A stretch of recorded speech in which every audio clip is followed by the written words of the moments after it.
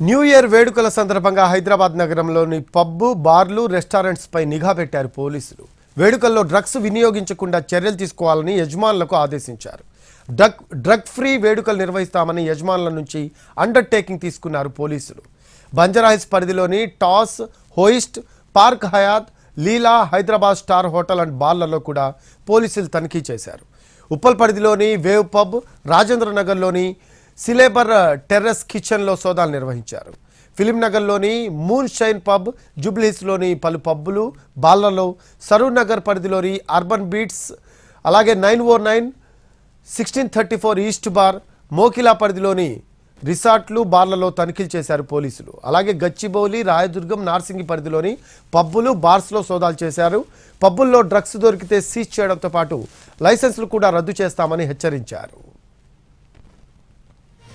New year వేడుకల సందర్భంగా ప్రత్యేక టీంలతో నిఘా పెట్టామన్నారు ఎక్సైజ్ శాఖ డైరెక్టర్ కమలాసన్ రెడ్డి.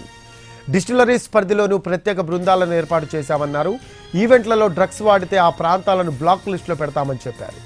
గత ఏడాదితో పోలిస్తే ఈ ఏడాది ఎక్సైజ్ ఎన్ఫోర్స్మెంట్ కేసులు కూడా పెరిగాయి అన్నారు కమలాసన్ రెడ్డి.